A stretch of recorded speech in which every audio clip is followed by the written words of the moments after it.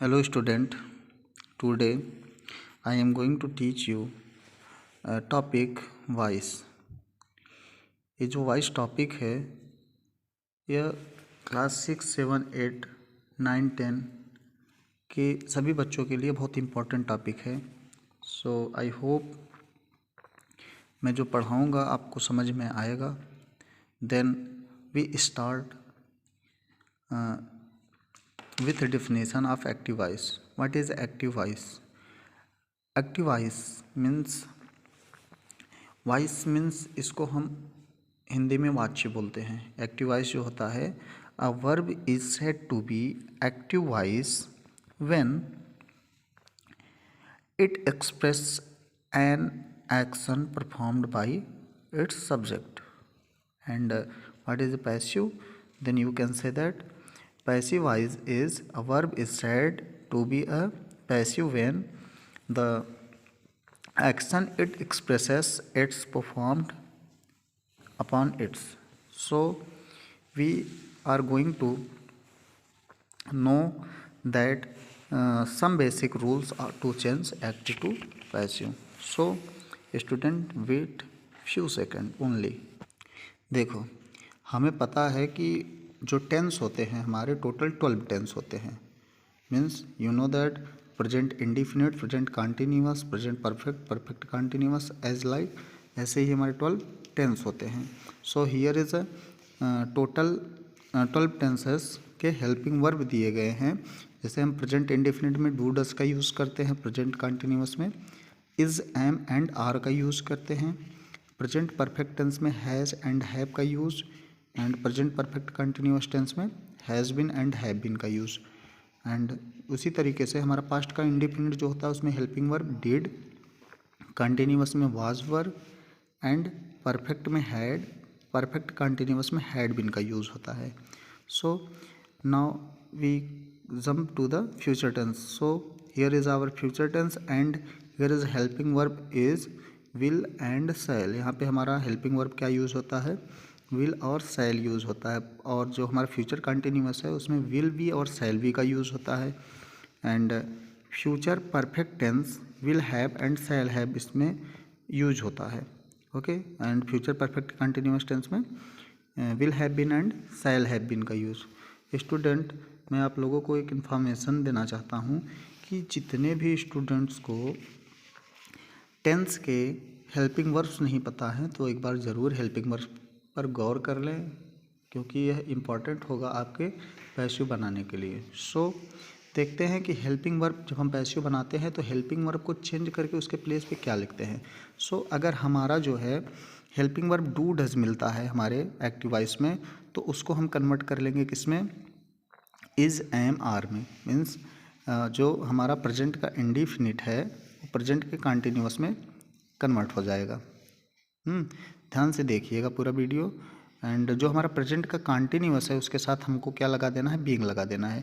जैसे प्रेजेंट का कंटिन्यूअस का क्या है, इज़, एम एंड आर है, तो इज के लिए इज़ बीइंग, एम के लिए एम बीइंग एंड आर के लिए आर बीइंग।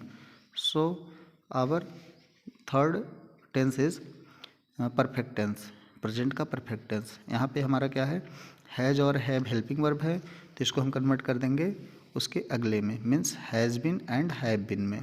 ओके, और हमारा जो परफेक्ट कंटिन्यूअस टेंस है उसमें कोई भी चेंजेस नहीं होता, मतलब ये ऐसे ही लिखे जाएंगे। उसी तरीके से हमारा पास्ट का जो टेंस है इसको हम डिड को हम किस में कन्वर्ट कर लेंगे, उसके अगले में, यानी वाज वर्ब में। एंड वाज वर्ब के साथ वाज बिंग एंड वर्बिंग को यूज़ करेंगे। So now student here had को हम क्या करेंगे, हैड बिन में कन्वर्ट कर लेंगे, and had been no change.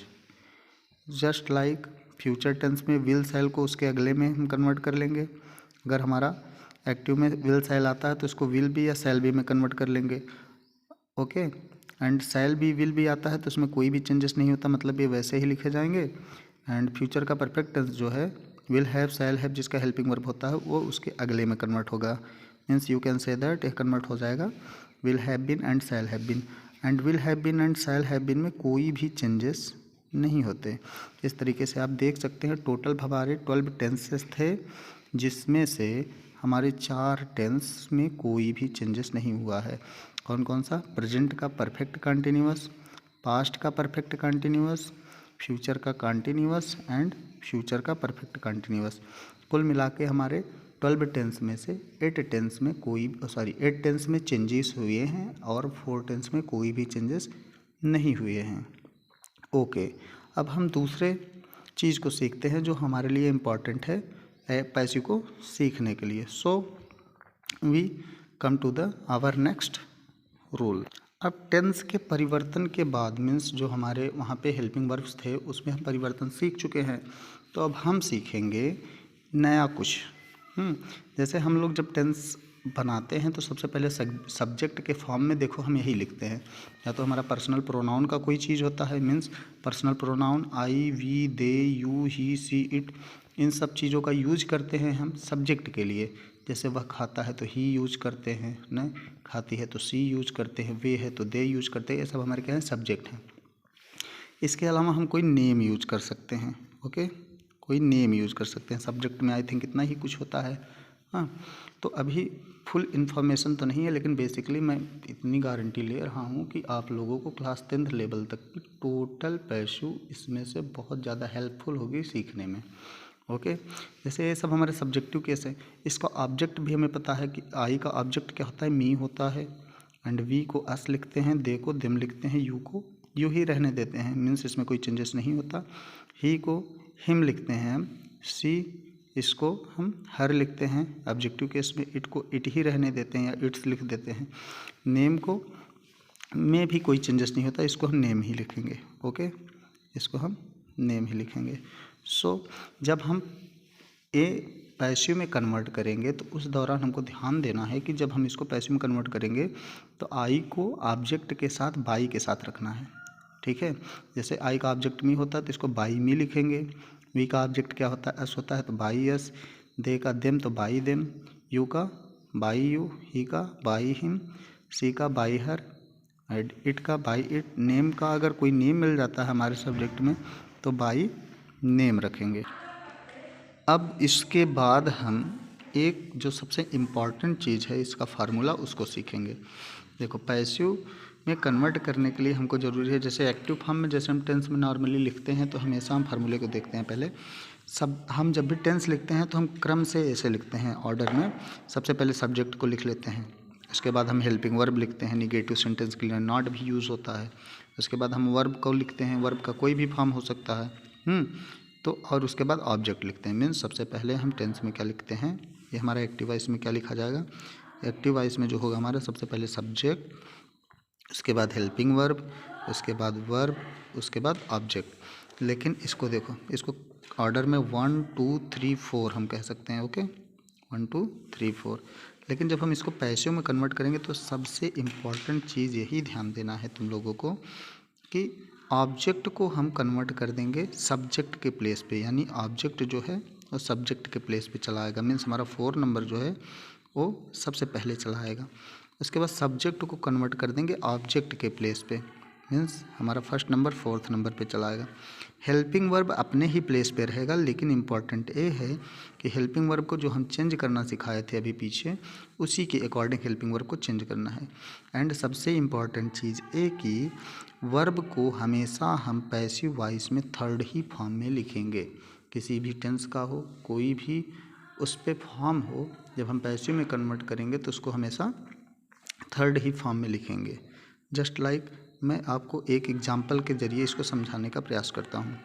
तो स्टूडेंट, अब हम इस एग्जाम्पल के ज़रिए इसको सीखने का प्रयास करेंगे। तो मैंने बोला कि ऑब्जेक्ट जो है उसको सब्जेक्ट के प्लेस पे लिख देते हैं। तो ऑब्जेक्ट हमारा इसमें मार्केट है, तो मार्केट को हम कहाँ लिख देंगे? सब्जेक्ट के प्लेस पे। ओके, हम मार्केट को सब्जेक्ट के प्लेस में। इज को अब हम चेंज करेंगे क्योंकि हमारा हेल्पिंग वर्ब दूसरे प्लेस पे था, तो इज को चेंज करेंगे। तो इज के प्लेस पे मैंने बोला इज को हम चेंज कर देते हैं इज़ बीइंग में। ओके, इज को इज़ बीइंग में। उसके बाद मैंने बोला कि वर्ब रहता है, वर्ब किसी भी फॉर्म में रहे, पैसिव वॉइस बनाने के बाद वह थर्ड ही फॉर्म में रहेगा। मीन्स गो का थर्ड फॉर्म क्या होता है? गॉन। ठीक, उसके बाद सब्जेक्ट जो है हमारा बाई के साथ क्या हो जाता है? वो लिखा जाता है, बाई राम। तो हमारा इसका पैसिव क्या हो जाएगा, sorry, market is being gone by Ram. मेरा यहाँ पे मैं एक और एग्जाम्पल देना चाहूँगा।